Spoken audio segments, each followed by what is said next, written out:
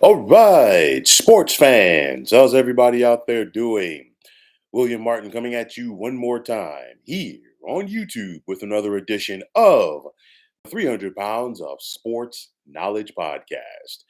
As expected, Madison Square Garden was rocking this afternoon for Game 7 of the Eastern Conference semis between the Indiana Pacers and the New York Knicks.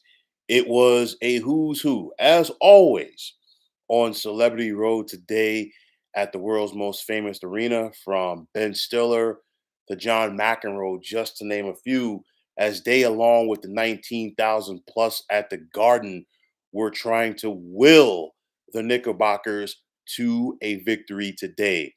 The return of OG Ananobi. He had been out since game number 2 for the Knicks with that hamstring injury. And early on, OG channeled his inner Willis Reed. We saw him hobbling up and down the floor, but he made his first and only two shots of the game, which brought the crowd at the Garden into a frenzy, and you were wondering maybe if whether or not that was going to be able to rally this team. But Ananobi, unfortunately for the Knicks, was limited to just 5 minutes on the floor because you could clearly see that the hamstring was not good enough. The younger Pacers, and this was a theme throughout this series. The younger Pacers, they just could not miss today. Okay, they had the fresher legs, and then that hoop today in game number 7, it just must have looked like the Atlantic Ocean to them, because we saw Indiana just shoot at a record-setting clip this afternoon. You're talking about Tyrese Haliburton really set the tone for this team early. He finished the contest with 26 points, but he was 6 of 12 from the land of three. As a team, the Pacers shot more than 54% from behind the 3-point line today. And as a team, Indiana shot 67% from the field today. You look at this game, and Indiana, they just did a tremendous job of not only setting the tone, but they took the crowd out of this game. Okay.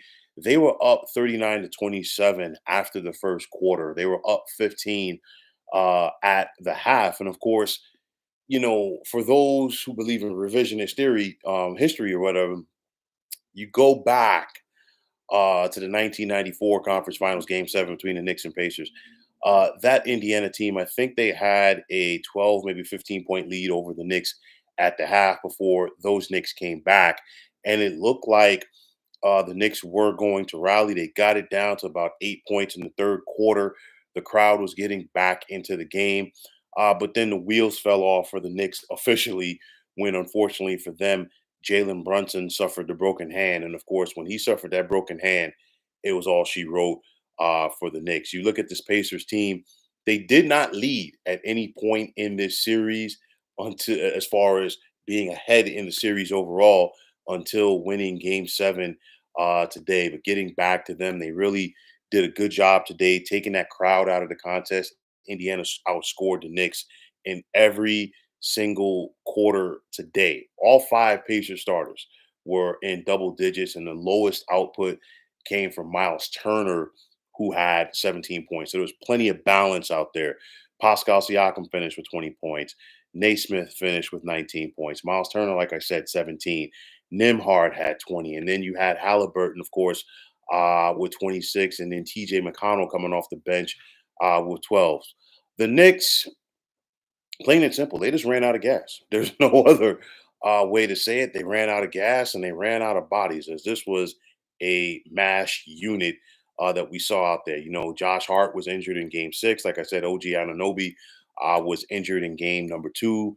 Not having Mitchell Robinson changed a lot of things for the Knicks, because that meant Hartenstein had to play more minutes at the center position, and it really stretched them very thin. Dante DiVincenzo, 39 points today in a losing effort. But nonetheless, I think the Knicks are going to look back at a lot of good things they did during the regular season. But at the end of the day, they just simply ran out of bodies, and this Pacers team just had the fresh legs. And it's amazing because you can look at a series and see where the turning point was. For me, I think the turning point in this series came after game two.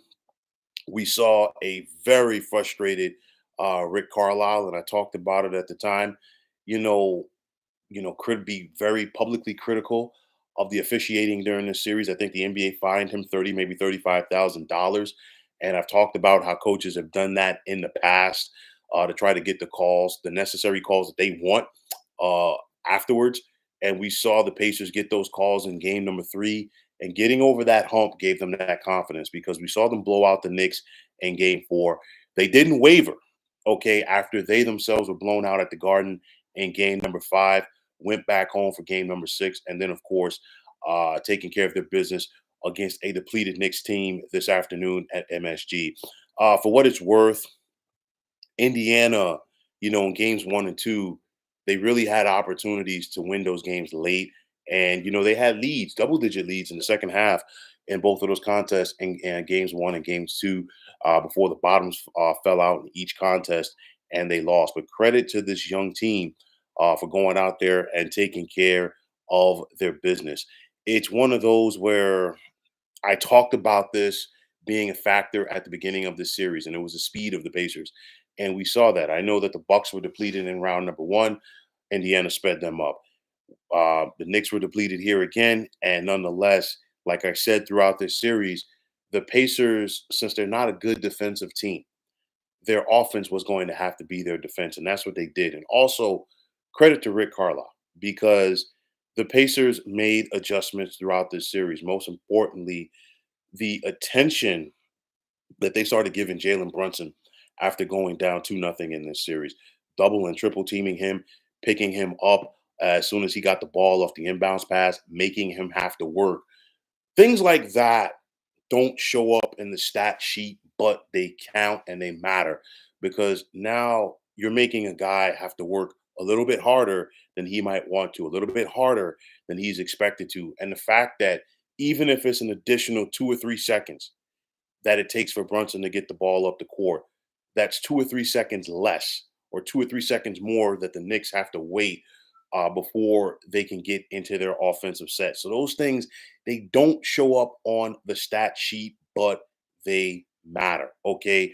Going to TJ McConnell more, after games one and two, TJ McConnell is a different guy coming off of that bench for Indiana. He's also a seasoned point guard, not a guy just playing the point guard position, but an actual point guard, a floor general. And I think that showed up with Indiana's depth throughout this series as well. And at the end of the day, like I said, I know that the Knicks were depleted, but the Pacers just simply wore them down. And of course, with that said, people are going to talk about the legend of Tom Thibodeau, the Knicks head coach. Great coach. Okay. I'm never going to take that away from Tibbs. Every place that he goes, he wins. But unfortunately, it's the same old song. Tibbs runs his guys into the ground. We saw it with the Bulls, and of course, we're seeing it right now with the New York Knicks, and we saw it right now with these Knicks. These Knicks are out of gas. Okay, it is one of those. Tibbs doesn't use his bench properly. He, in my opinion, and in the opinion of others, he wears on and leans on his starters too much. You got to keep those guys fresh, and then on top of that, Tibbs is not one of the best ones in regards to making adjustments. And I think that showed up even with the depleted Knicks team in this series. So it was a spirited effort for the Knickerbockers. And I'll say it like this, it's unfortunate because only one team could win this series. The Knicks played well enough to win this series, yes, but playing well enough to win and winning are two different things. And credit to the Pacers for doing whatever they had to do to win. They still were a feel good story for the folks in New York City.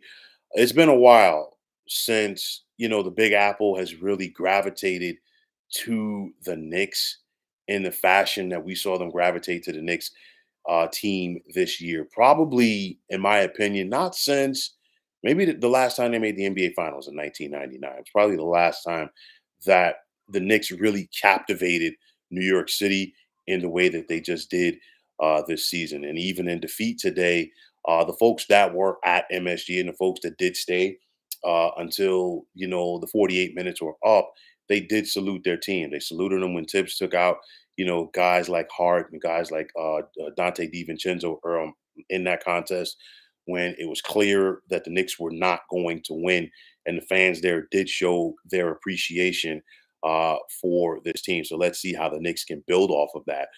First things first for the Knicks, they got to get healthy. They got a lot of guys who are out. Julius Randle, of course, being out with the shoulder injury. OG Anunoby, of course, with the hamstring injury. Josh Hart, Mitchell Robinson. Jalen Brunson as well. All of that factored in. But, getting down to the meat and potatoes of it for the Knicks, OG Anunoby, he has a player option next season at about $19 million. Will he exercise it? More than likely he will. Then the Knicks, do they bring back Isaiah Hartenstein? He's a free agent. Will they be able to re-sign him? That's going to be the thing. Will they be able to sign guys like Precious Achua as well? These are all, questions that have to be asked and answered, heading into the summer for the Knicks. Will they go out there and try to make a trade and bring in another star player? We got to wait and see. It's a lot on the table for the Knicks because at the end of the day, you got to see what you can do or what you need to do to try to take that next step, and make a deeper run in the Eastern Conference. And I know first things first, people are going to say, well, the Knicks need to get healthy. Yeah, but you got to find a way to say to yourself, what can we do to get over the hump, against teams like the Celtics, the Bucks, okay, the Pacers right now. I know that they beat the 76ers, but the Sixers are still going to be formidable. The Miami Heat, teams like that, those are who the Knicks are going to have to clash with going forward if they're going to be able to take that next step in the East. So it's going to be interesting to see what their front office is able to do this summer to upgrade this roster. But nonetheless, it's on to the Eastern Conference Finals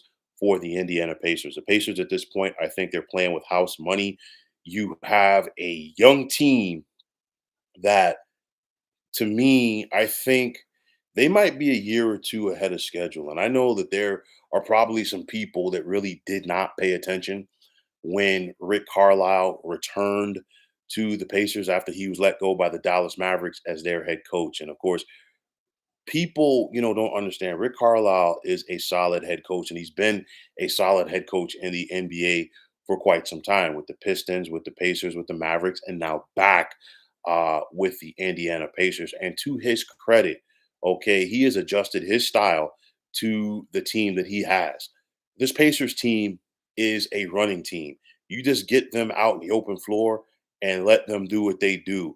A guy like Don Nelson or Paul Westhead, they would have had a pleasure, coaching this team because this Indiana Pacers team, they simply run and they get after you. And I tell you like this is going to be a very, very interesting Eastern Conference Finals between the Celtics and Pacers, especially if Kristaps Porzingis is not healthy for the Boston Celtics. And I'm going to touch on that series in the coming days.